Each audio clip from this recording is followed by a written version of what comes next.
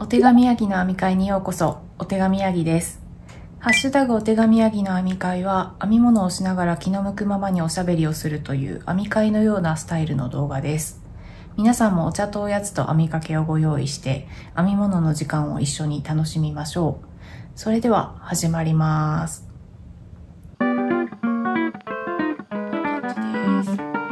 お化けの編みぐるみ、ハート型のドイリー。これもかわいい。これもすごくかわいいな。失敗したなとところの模様がすごくかわいくて、ちょっと暑いのでもう脱いじゃいます。今回は見ての通り、完成したものがいくつか溜まってきているので、一気にご紹介しながらおしゃべりしていこうと思います。今日編むものは、本当はこの一番上に乗っかってるこれを編みながらおしゃべりしようと思ってたんですけど、編み上がってしまったので、そして次に編みたいものもまだ糸が届いていないので、今日はこの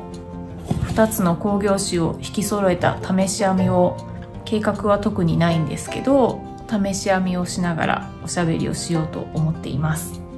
ちなみにこの毛糸は前にもご紹介したことがあるんですけど、丸安毛糸さんの丸安夏市という工業紙のセールで購入してきた、こ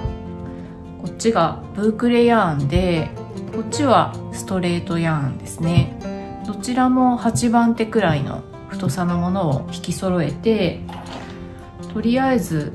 US6 号の 4mm の針で編んでみたいなと思っています。じゃあ早速お話ししていこうと思うんですけど、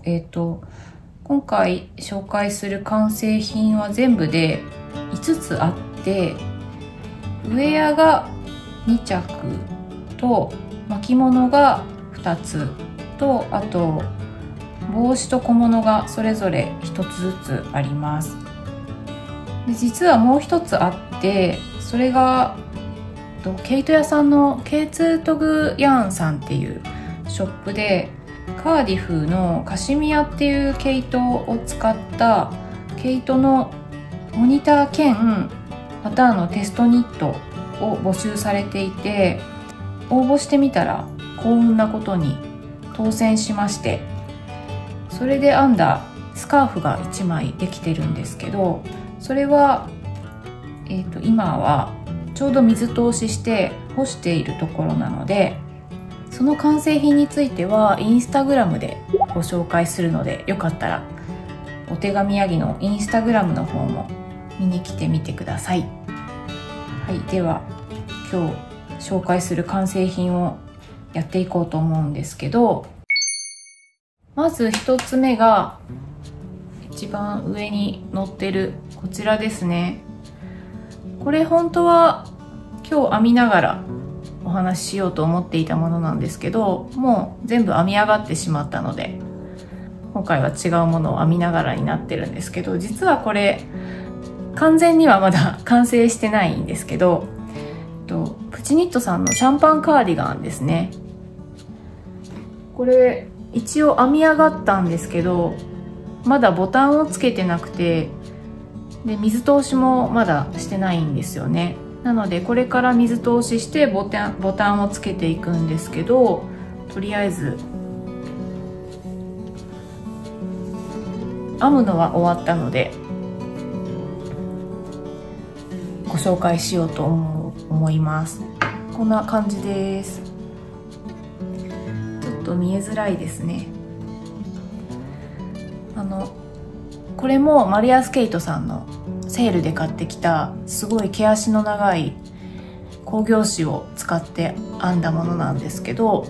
こんな感じに仕上がりました。これは、前回の編み会の動画の中で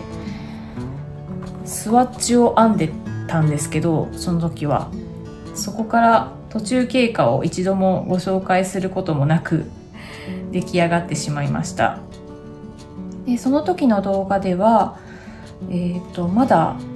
シャンパンカーディガンにするかどうか迷っていて、ドロップスのフリーパターンのカーディガンと迷っていて、とりあえずそちらの方のゲージで試し編みをしているところだったんですよね。でもそのゲージで試し編みをしてみたら結構スカスカになっちゃったので、やっぱり当初の予定通りプチニットさんのシャンパンカーディガンを編むことにしました。でこれ見ての通りすごく毛足の長い毛糸なので、実際取り掛かってみるとやっぱり全然目が見えなくてすごく編みにくかったです。色が黒っていうのもあってかなり編みにくいなと思った糸でした。仕上がりはすごい気に入ってるんですけど結構大変でした。すごく目が見えにくいので、なるべくその目を数えずにできる編み方にいくつかアレンジをしたんですけど、2つアレンジしたところがあって、まず1つ目はちょっと見えづらいかもしれないんですけど、ここですね。このラグラン線の部分、シャンパンカーディガンの本来のパターンだとこのラグラン線は渡り糸から編み出していくで増やしていくラグラン線なんですけど、私はここを多分渡り糸を拾うより掛け目の方がやりやすいんじゃないかなと思って掛け目でラグラン線を作ってみました。でデザイン的にもここがアイレットになって可愛いんじゃないかなと思ったんですけど、一応ねこうして画面で見ると結構アイレットがわかるんですけど、普通に着てるとやっぱり結構毛足が長いので全然アイレット埋もれちゃってわかんないぐらいですね。なので、逆に言うとこういう毛足の長い糸とかこういうブークレとかで編む時は掛け目にしても全然目立たないので編みやすいのでいいんじゃないかなと思いました。でもう一つのアレンジが袖なんですけど、シャンパンカーディガンはアームホールから袖口にかけて本来だったら分散弦目して緩やかにすぼまっていくようなフォルムなんですけど、これもまた段が見えないので袖口のところまでまっすぐに編んでいってリブに入る手前で一気に弦目しました。それで結果的にこんな感じでパフスリーブの形になっています。編むのも楽だし、編み地の風合いとパフスリーブ結構可愛いんじゃないかなと思ってこんなアレンジにしてみたんですけど、どうでしょうか。この毛糸がリブを一目ゴム編みで編んでもあんまり伸縮性がなくてこうタランってなっちゃってるので分かりづらいんですけど、一応これパフスリーブになってます。こんな感じです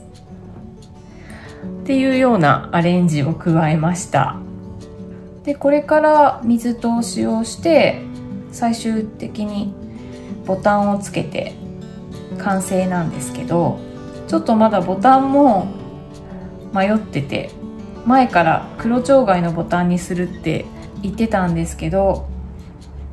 うちにあるボタンをいろいろ探ってみたら、前にやっぱり素材箔で購入した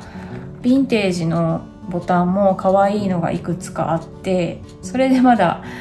迷っているし、ちょっと夫にこれどうって聞いてみたら、これボタンつけない方がおしゃれなんじゃないって言われたりしてボタンをつけるかつけないかでもそもそもちょっとまだ迷っているところです。そんな感じで、1つ目の完成品がプチニットさんのシャンパンカーディガンを、工業種の毛足の長い毛糸で編みました。続いて2つ目ですが、2つ目から小さいもの順に紹介していこうかなと思うんですけど、2つ目はもう見えてるんですけど、こちらのドイリーを編みました。ちょっと出しますね。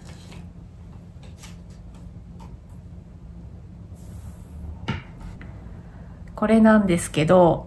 ハロウィン仕様のかぎ針編みのドイリーをちょっと編んでみました。これが、キャスリン・ホワイトさんっていうデザイナーさんのパターンで、スカルダジェリードイリーという名前のパターンです。こんな感じのスカルがなんかこうぐるっと2周並んでるっていう、なんとなく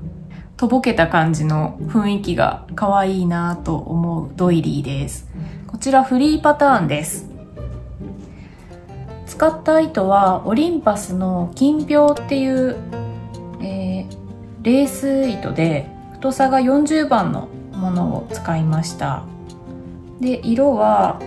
731番のベージュのカラーです。このパターンでの指定糸はもっと太い糸なんですけど、結構大きなサイズになるみたいだったので、私はこの糸、レース糸を使って小さめに編んでみました。この糸が前に海岸で拾った石をヤーンボミングしたのをご紹介したことがあったんですけど、そのパターンを編むために買ってきたレース糸で、このぐらいの細い糸でかぎ針で編んだことがなかったので、道具も 1.5 ミリのレース針を改めて購入してきたりしたので、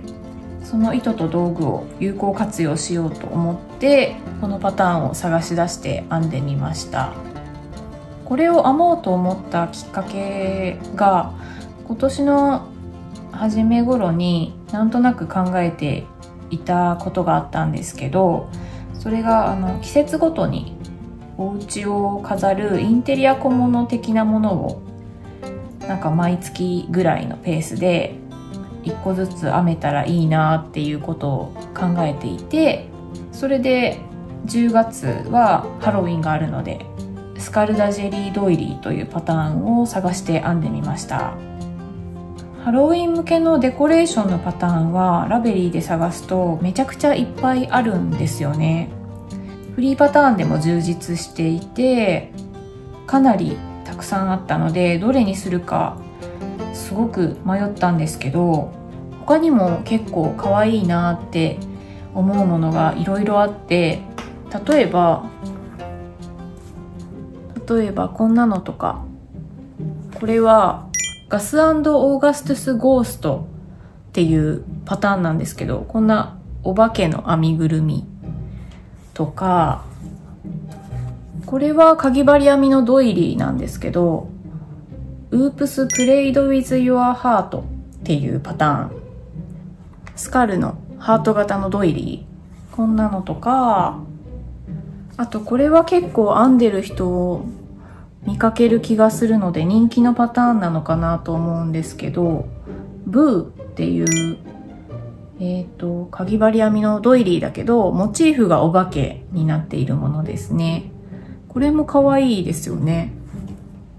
あとこれは有料になっちゃうんですけど、これもすごく可愛いなと思って、これがポストモーテムっていうパターンなんですけど、かぎ針編みの、これもスカルのドイリーなんですけど、なんか缶桶に入ったような感じの、これがすごい可愛いなと思って、小さめに編んでしおりとかにしたら可愛いなと思って、こんなのもいいなと思ったりしました。で、今回はこのドイリーを編んでみたんですけど、ハロウィン用のパターンは本当にいっぱい可愛いのがたくさんあったので、また来年も違うものを新たに編んでみたいなと思ったりしました。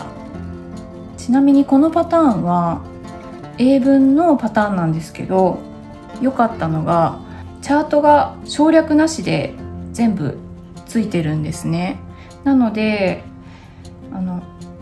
文章を見ても編めるし、チャートだけを見ても編めるっていうパターンで、私結構棒針編みだと英文パターンいろいろ編んできてるんですけど、かぎ針編みのものはまだあんまり編んだことがなくて結構戸惑うことが多いので、このパターンは全部チャートになっていたのですごくありがたかったです。今日もセッティングしてたんですけど、ハロウィンの時になんかお茶とかお菓子とかをこの上に乗せてハロウィン気分楽しめるんじゃないかなと思います。で、今はまた新たにそういうインテリアのデコレーションのパターンみたいなと思っていて、クリスマス向けのものを探しているところなんですけど、クリスマスシーズンのそういうデコレーションのパターンもまたハロウィンよりもさらにたくさんいっぱい選択肢があるので、かなり迷ってまだ決められてないんですけど、もしよかったらおすすめのパターンをご存知だったらコメント欄なんかで教えてくださると嬉しいです。ちなみに余談ですが、今日のおやつはですね、ルピシアのこのアルフォンソマンゴーっていうフレーバーティーと、このサブレ可愛くないですか？これ船の形のサブレなんですけど、これ香りっていう横浜名物のお菓子屋さんで買ってきたサブレです。ちょうど素材博に行った時に、香りサブレって結構横浜のお土産屋さんとかでたくさん見かけるんですけど、その本店がちょうど素材博の会場と同じ最寄り駅のところにあるんですね。なのでちょっとお土産に買ってきました。ということで話がちょっと脱線したんですけど、3つ目の完成品をご紹介しようと思います。それがこちらです。ニット帽なんですけど、こんなちょっと長いですけど、こう折り返してかぶります。これが、ダブルダブルハットっていうパターンで、ウィンターズウェザーニッツさんっていうデザイナーさんのフリーパターンです。フィンガリングの糸で編むので、かなりハイゲージの編み地なんですけど、なので仕上がりがすごい既製品のようで、あと編み地がダブルになってるので、ハイゲージの編み地なんだけどボリューム感があって、すごく可愛くて気に入っています。このパターンで使った糸は、これもまたマリアスケイトさんのセールで買ってきた工業紙で、マニエラっていう糸なんですけど、13番手ぐらいのかなり細い糸なので、ナバホ寄りで3本取りにして中細くらいの太さになるんですけど、それで編みました。この色といい、ほんのり起毛感が出ているのといい、このパターンとすごく相性がいいんじゃないかなと思ってこの糸を使ってみました。素材はちょっと曖昧な情報になっちゃうんですけど、購入した時にお店の方に聞いた話によると、コットン混でコットンとシルクかカシミヤっておっしゃってたと思います。そんな感じの糸です。で、使った針はチャオグーの付け替え輪針の US1 号 2.5mm の針サイズで編んでます。靴下を編むのに使うようなかなり細いサイズの針なので、小物ながらも結構編む量が多くて時間がかかってるパターンなんですけど、すごく可愛く仕上がって嬉しいです。このパターンはウィンターズウェザーニッツさんっていう大好きなデザイナーさんなんですけど、この方のパターンすごく好きなものが多くて、たくさんお気に入りに入ってるんですけど、このニット帽は珍しくフリーパターンだったので、糸さえ見つかればすぐにキャストオンできるなと思って、ずっとなんとなく糸を探していたパターンだったんですけど、そんな時にちょうどよくマリアスケイトさんで合いそうな糸を見つけたので編むことができたんですけど、このパターンは確か、ニュートゥーラベリーランキングというシリーズの動画の中でも紹介したことがあったんですけど、すごく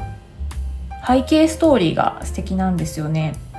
このウィンターズウェザーニッツさんっていうデザイナーさんはいつもラベリーのパターンページにそのパターンのデザインをするにあたって着想を得たアイディアみたいな背景ストーリーをいつも載せてるんですけど、このダブルダブルハットっていうパターンについては、パターン名のダブルダブルっていうのがコーヒーの注文の時に使う用語で、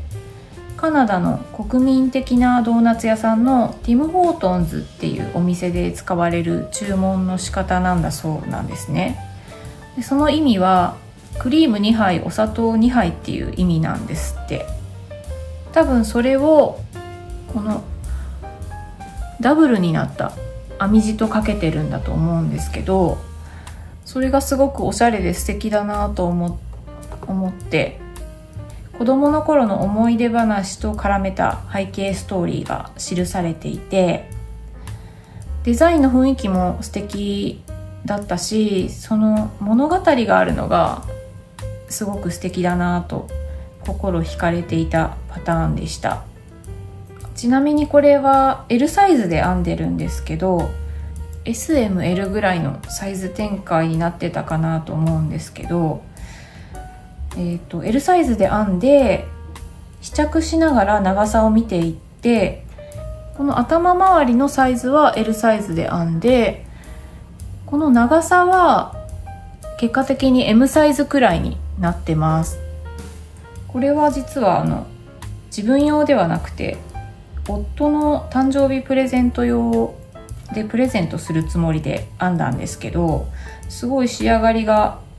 気に入って自分用にも編みたいなと思って、また違う糸で試し編みをしたりしています。この間ウィンターズウェザーニッツさんの新たに出るパターンのテストニットをテストコール出されていて、インスタグラムでそれを見つけてダメ元で応募してみたんですけど、なんと採用されてくださいまして、なのでこの動画の冒頭で次に編もうと思ってる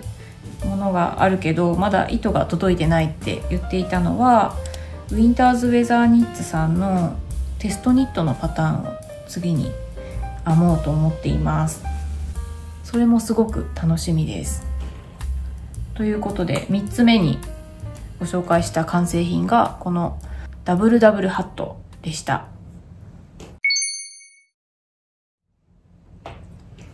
はい、ということで続いてご紹介する、4つ目の完成品が巻物なんですけど、こちらです。ちょっと大きくて画面に収まりきってないんですけど、これがベルリンスカーフというパターンです。こんなすごく太いアイコードのフリンジがすごいインパクトがあって可愛いマフラーのパターンです。スザンナ・ミラーさんというデザイナーさんのパターンです。ちょっと巻いてみようと思います。こんな感じです。なんか寒くなってくるとこんぐらいすごいボリューム感のあるモフモフしたマフラーを顔がうずもれるぐらい巻きたくなりますよね。なのでこのパターン編んでみました。これが可愛いのはやっぱりこのフリンジの部分がすごい可愛いなと思って、あと編み地が二重になってるのですごくボリューム感が出てそこも可愛いです。で使った糸はこれもまた工業紙なんですけど、マルヤスケイトさんのおなじみのマルヤス夏市で買ってきた工業紙でマリボミックスっていう糸を使っています。マリボミックスは工業紙なんですけど、マルヤスさんのテアミートのブランドの60でも売っている毛糸で、手編み用なので結構太めのどれぐらいだろう、並太から極太ぐらいの太さのすごいモフモフしたアルパカ紺の糸ですね。多分指定の糸よりも太いと思うんですよ。ボリュームがあって。なのでこのパターンのサンプルよりももっとボフッとした仕上がりになったかなと思います。ちなみに603で販売しているマリボミックスのスペックで見ると、この糸は素材がベビーアルパカ 65%、ウール 16%、ナイロン 19%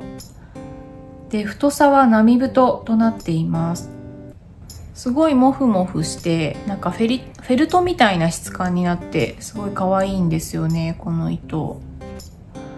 この色味は603で販売しているテアミートとして売られている糸ではこの色はなかったんですけど、なんか他にもメランジ調のすごい可愛い色がいっぱいありました。で、使った針サイズはマインドフルの付け替え輪針の US6 号 4mm の針で編んでます。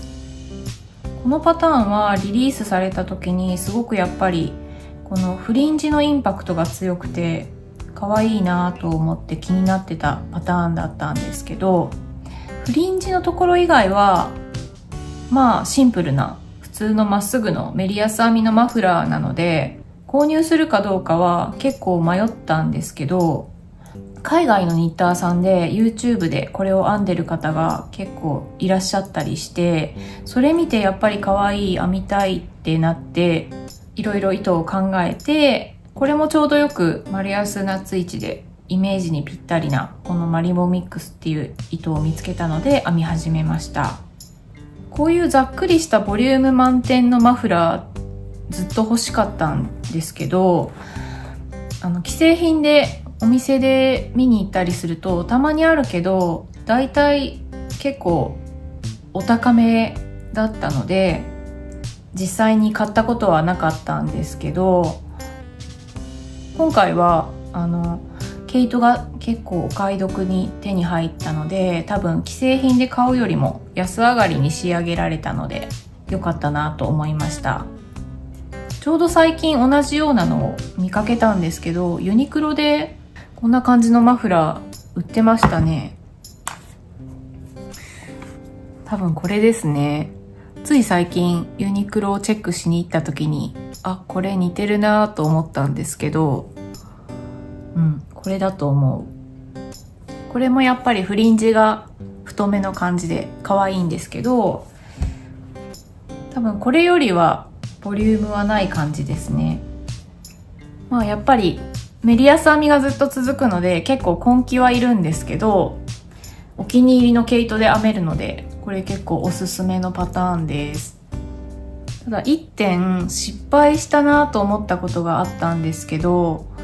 これわかりますかね。こう見るとあんまりわかんないんですけど、フリンジの長さ結構まちまちになっちゃってて、パターンの指示だとフリンジは何センチ編むっていう感じに書かれてるんですね。段数じゃなくて長さで書かれてるので、私もそれに倣って段数は数えずに長さで見てたんですけど、アイコードって結構こう縦にビヨーンって伸びるので、長さ測りながら同じ長さになるように編んでいったんですけど、結果水通しして仕上げてみたらやっぱちょっと長さがガタガタしちゃったんですよね。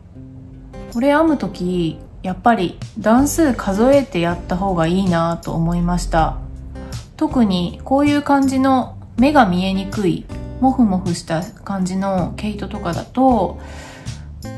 段数数えながらやっていった方がこのフリンジの長さはピシッと整えることができるんじゃないかなと思ったりしました。ただ全然それでも気に入ってるんですけどね。ということで4つ目にご紹介したのがスザンヌ・ミュラーさんのパターンの、ベルリンスカーフでした。はい、ということで5つ目にご紹介するのが、最初に完成品5つご紹介するって言ったけど全部で6つでしたね。5つ目にご紹介するのがこちらです。シルフェっていうナターシャ・ホーンビーさんっていうデザイナーさんの三角ショールのパターンです。これも結構大きいので画面に入りきらないと思うんですけど、羽織ってみるとこんな感じです。ここのところの模様がすごく可愛くて気に入ってるパターンです。かなり大判なのですごいゴージャスな感じになっています。これが指定糸ではローワンのフェルテッドツイードだったんですけど、私は似た感じの雰囲気の糸が在庫にあったのでそれを使いました。それが湯沢屋のトラディショナルツイードっていう糸です。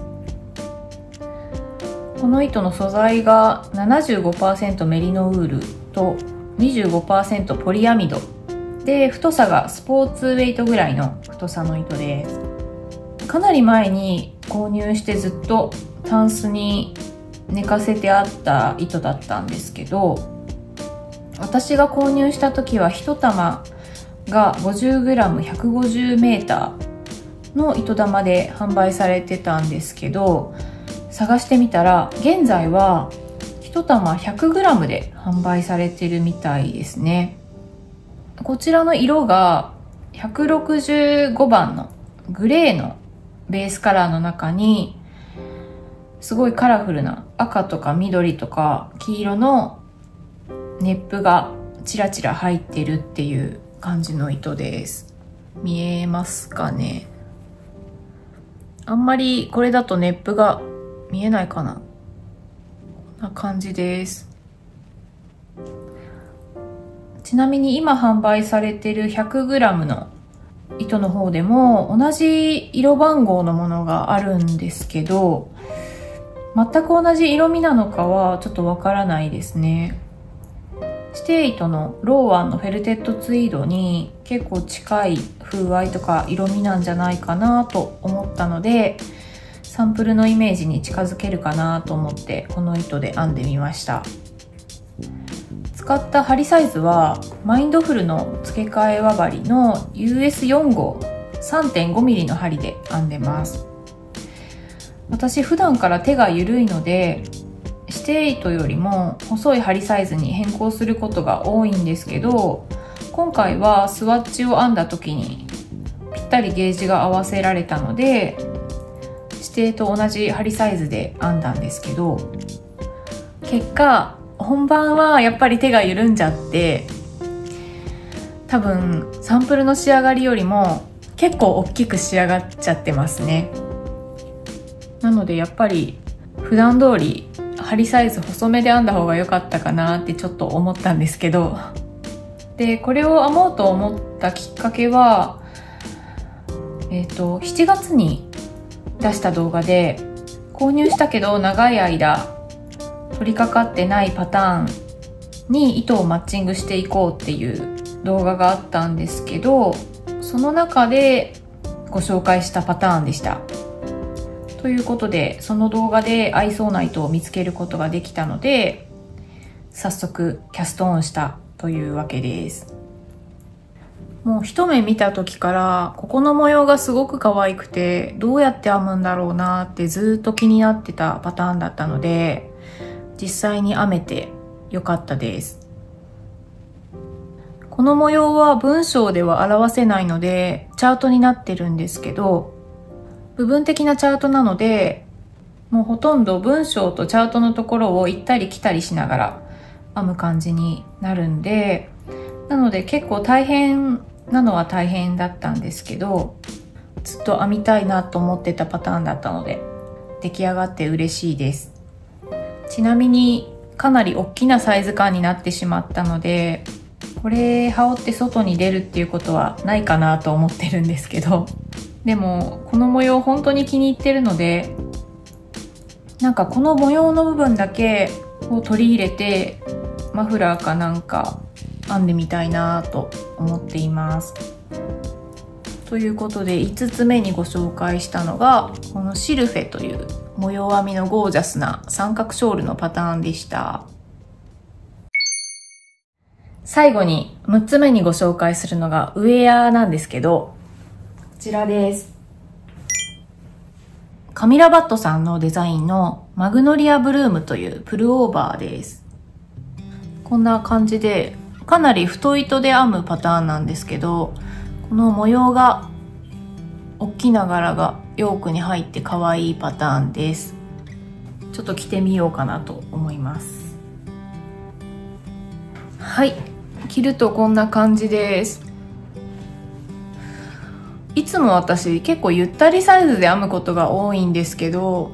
このパターンは割とジャストサイズぐらいに編んだので、シルエットがこんな感じのピタッとした感じですね。